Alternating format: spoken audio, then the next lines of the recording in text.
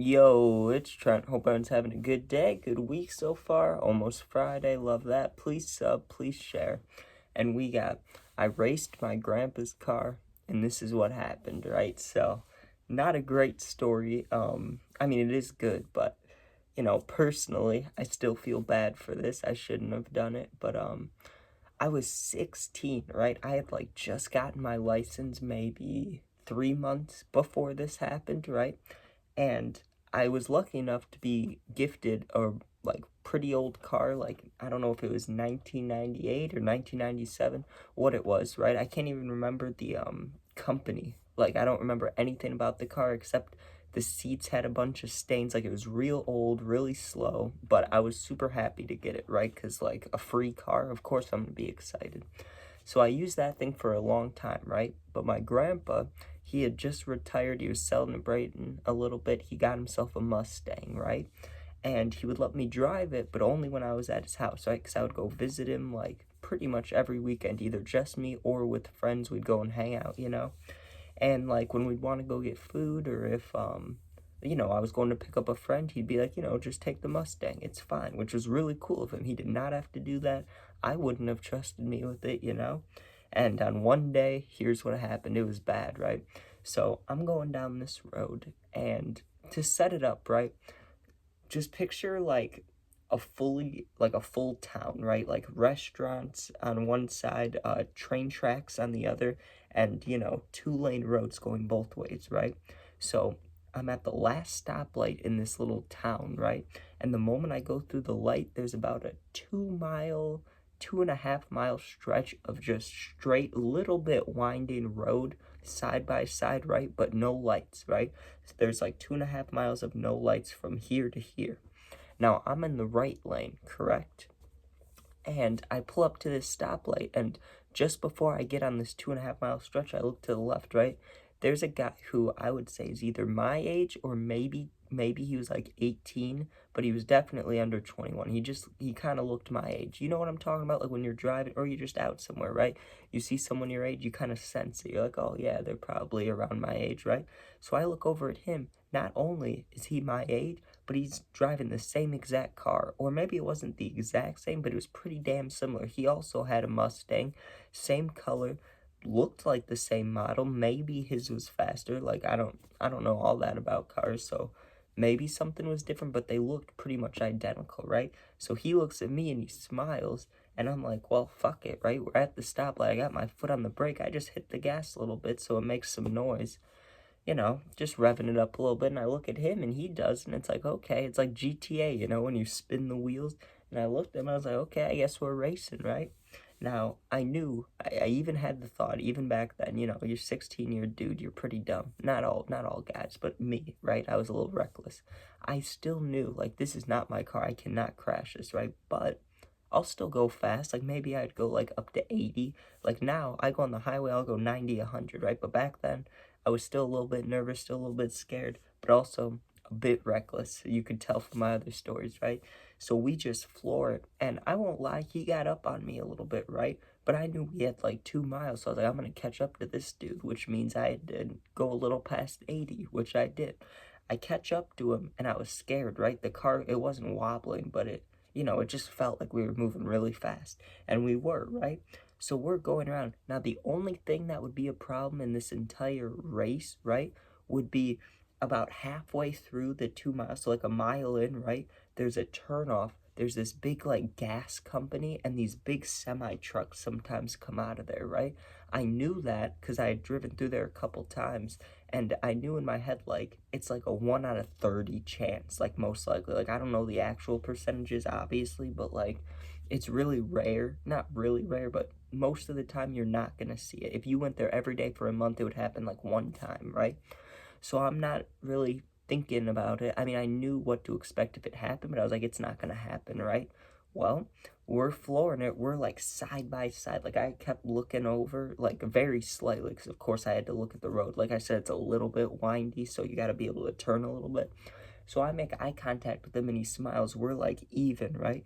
I look in front of me and it's about, I'm trying to think of a realistic distance because I'm going fast, right? I was going real fast. I want to say like 50 yards, right? Like half of a football field, a semi truck had just turned, right? Now I can't merge left because, you know, me and the dude are even. Now, what I should have done is just slowed down and gone to the left lane, right? But it was really fast. It was all happening quick. I had to make a decision fast, right? Now, here's the problem. If I try to go off to the right, there's one of those, what are they called? Like highway protector, like border things. You know what I'm talking about? Guardrails.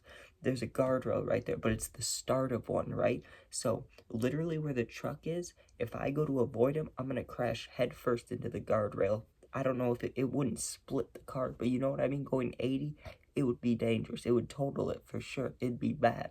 So I knew, like, all quickly thinking about it, so I'm like, I have to make a decision, right?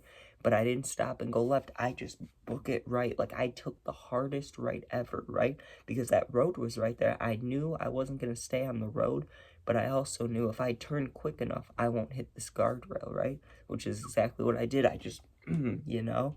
And it felt so weird. It felt crazy. It was like my body was telling me, don't do this, don't do this. But like I knew it was the only option, right? And it felt so wrong because we were moving so fast. I just felt the whole back end of the car kind of skid out, you know? And I just lost control. I was like, okay, well, I guess whatever's gonna happen is gonna happen. I just held on to the thing. I was white knuckling it, you know, like I just held on for dear life. We go spinning. I was expecting, right, for me, I say us, but it was just me. I was expecting to just boom, nail a tree or nail the guardrail, hit a car, like I didn't know what, but I knew I was off the road, right? Spin, spin, spin. I'm waiting to hit something, waiting to hit something. Stops. The car stops, right? I get out immediately because I'm like, what did I just do? Did I mess something up? And there was nothing wrong with the car, right? There was a tiny little, I'll say scuff mark because there was branches like where I turned into. So there was little white lines, not big scratches, enough to where like it was easily fixable, you know, if I don't know. I don't know. There was the tiniest damage ever. So definitely I still had a little heart like a, oh my God, what did I do?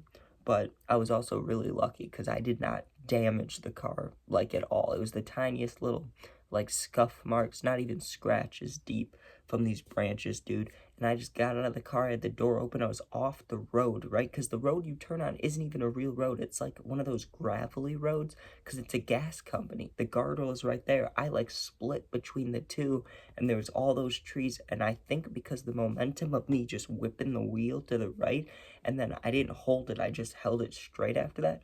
I think I like perfectly spun around like multiple times and didn't hit something, right?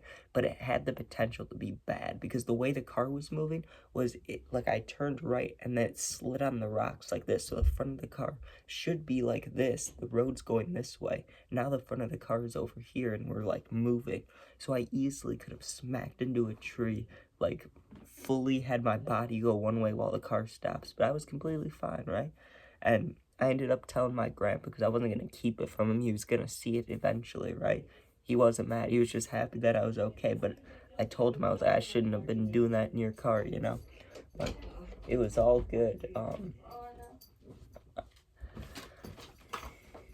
Thank you. I just got some food, so that got dropped off in the middle of this. But that's awesome, right? Gotta love that. Appreciate the love from my mom. Gotta love food. I didn't even ask too. That's a good feeling. Anyways. But yeah, the car was completely fine. I told my grandpa because like I didn't want him to be mad at me. I respect him more than a lot of people in my life, right? So I was like, I gotta tell him. And it ended up not being a big deal at all. But it is a story I tell my friends a lot because like I was this close to either being in the hospital or to total in the car. Like it could have been bad, right? And it was all because I was being reckless. Like I remember it was literally a split second from I'm driving down this 2-mile road, flooring it. We're going like 80 to 100 miles an hour. We're racing each other, both Mustangs. I look to my left, make eye contact, look right in front of me. There's a semi-truck. Whip to the right, off the road. Should have nailed a tree, should have nailed the guardrail. Completely fine. Just a tiny scratch on the car. It was like, whew, that could have been bad.